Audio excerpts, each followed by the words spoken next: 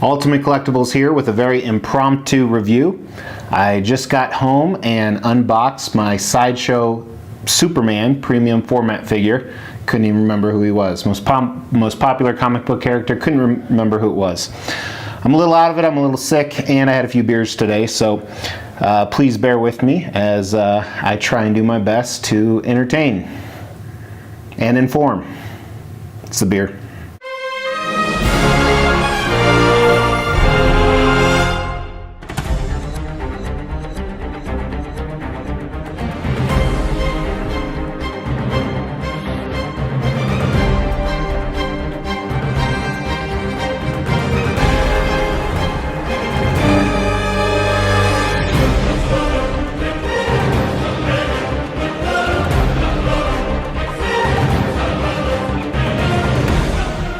Today I have for you the Sideshow Premium Format Superman, aka Clark Kent, aka Man of Steel. I bet he has a bunch of other names as well. This is number 714, 719. It's in the 700s. Of 1500 is the ES. I believe the price was between $600 and $700. I pre-ordered this guy a few weeks after they released it. The production time was actually pretty quick. Sideshow, I noticed, has really picked it up on their own figures, getting them out. And it's shipped, and I am now the happy owner of it. Came in a standard Sideshow shipper, standard Sideshow shipper. That's not the beer.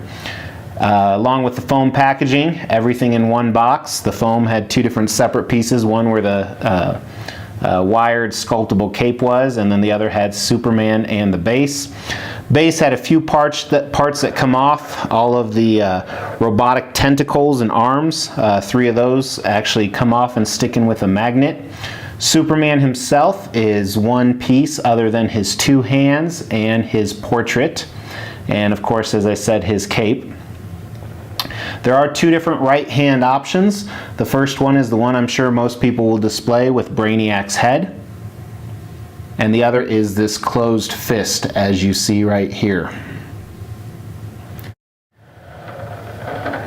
The cape itself was a little weird. You pretty much just take the molded ends and stick them right in. I had a few issues at first not getting it to stay, but it was probably user error.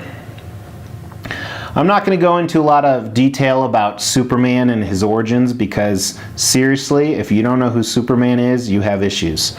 However, Brainiac I will talk about for 1 second because that's about all the knowledge I have of him.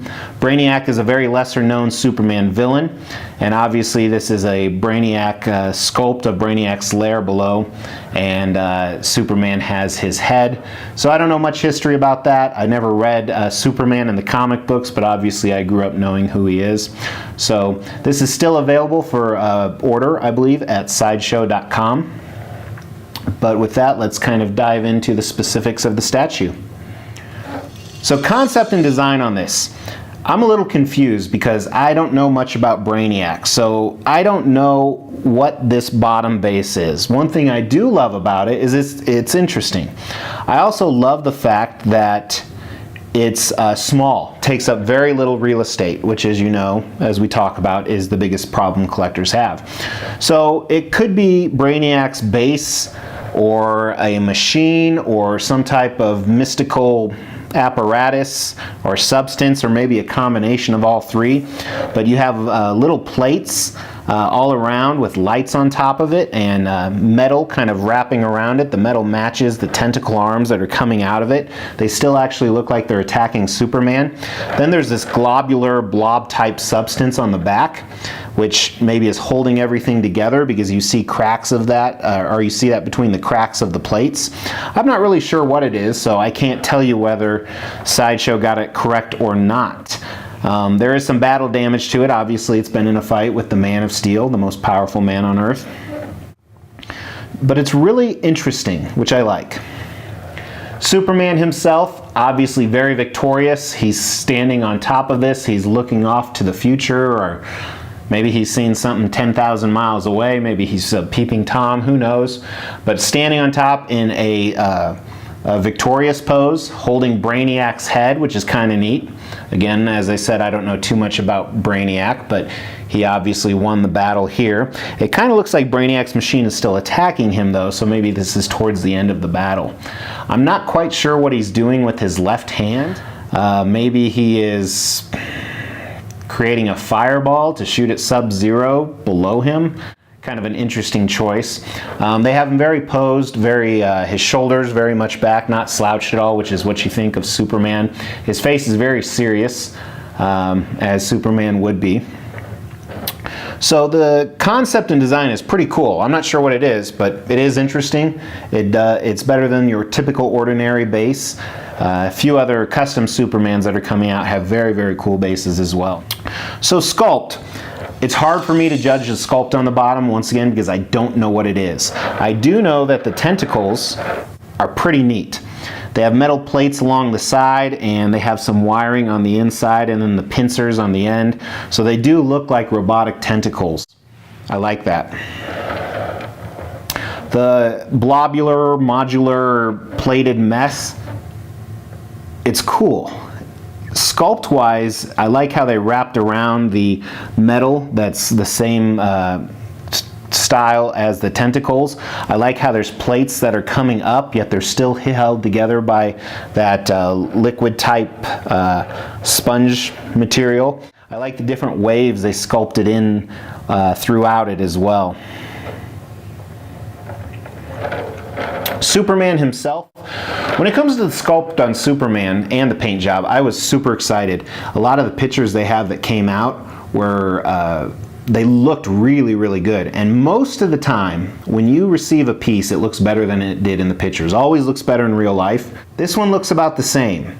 So there's a little bit level of disappointment, but kind of starting at his boots are pretty plain. There's a little bit of sculpt in them right above the back heel where they can show the indentations. They have a few lines running through them to give them some definition, but a very flat sculpt, probably, you know, similar to what boots would look like. Moving up his uniform, they did a texture, a very small but overlaying texture throughout his entire suit. There are seams running along the sides of it to give it a little more depth to the statue, so it's not just black plain. Then his classic belt, mine actually, I think it has a paint chip in it. Yep, has a paint chip in it, which is Sideshow quality all the way. I don't know what I'm going to do about that. But it has his standard symbol, and it's sculpted metal, looks like metal right on top of that. His abs, they gave him a they gave him a 24 pack, which obviously Superman is extremely defined. It's almost a little too much. It kind of looks like in the Man of Steel movie with his shirt off, like I do with my shirt off. It's too much for most people. They did give him nice definition in his arms that you can see through the suit. And again, there's seams on his arms and his shoulders just like there is on the side of his pants. The Superman symbol, I don't know if it's the paint. No, it's not the paint. It's a little bit of the paint, and the sculpt is a little bit off. It's very big. It's a little bigger than your traditional Superman S symbol. Stands for hope. I like the sculpt on the portrait with the exception of the chin. He still has that big chin syndrome. But the neck is very nicely done, very fit neck. You can see the veins running up through it. His lips and the bottom of his nose all the way up to his eyes and eyebrow are done very well on the sculpt, including his ear and his hairs. I see another paint issue. The cape, as we talked about, is mixed media. It's a sculptable cape with wires in it. And I've said this in reviews before. I like sculpted capes better. However, capes with wires in them, I like them because you can pose them. And it seems like every pose looks good, at least to me. His hands, I didn't talk about that. His hands are very similar to his face. Very good sculpt. You can see the veins and the definition. His fingernails look great. Brainiac's head, I like. I've seen a few comic book pictures of Brainiac. He has some matching purple circles on his head that match the base. Wires running out of his neck. Paint on this guy, again, this is something that I thought looked better in the pictures than it does in real life. I think the paint on the bottom is perfect. They didn't go too bright on the colors, so that modular greenish that's underneath everything, there's about 3 colors of green in there, very mixed together but very strategically done, where it fades on and off, and it helps the sculpt give more definition. The robotic part, the tentacles, have some purples and grays and blacks, and then the wire part is strictly black matte paint on there, it looks like. And then you have the purple lights as well. And so those are the big colors of the base, but it's mixed together in a very strategic, messy way. So it looks good. Paint on Superman, starting with his it's a reddish color with some darker, some shades of black in there. The bottom of the boot and the back of the boot looks like treads, so it's black with, it appears some red in there. So it's almost a reverse. The front part of the boots are red with some black, and the bottom is black with some red. And then the same red can, a similar red, but it's more metallic, is found in his S symbol. The yellow that's mixed in with both of those looks like shit. It overlays and the paint job is not good. His suit is pretty much the same tone of blue throughout, and they're able to still maintain the seams and the texture and the muscle definition. Then his skin tones, both on his hands and his hair, it's very, very tan. It's a little too tan for my taste, but it makes sense considering he is in the sun a lot. That's where he gets his power. So he's been at the beach for quite a while. And then right around, you know, his lips, they do have a little bit of pink in there. Otherwise, it's basically one flesh tone throughout. Even underneath the nose, they could have done some pink in there. They could have done some more pink on his hands.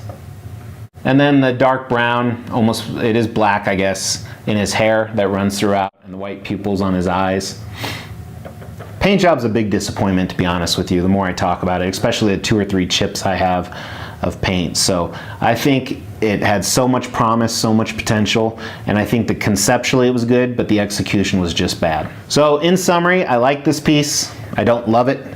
I have quite a few other Supermans coming, so it'll be a good comparison, and this one may find its way being sold. Hope you enjoyed the review. I have a lot more coming. I have a bunch posted. If you enjoyed the review, please hit a like. Please subscribe.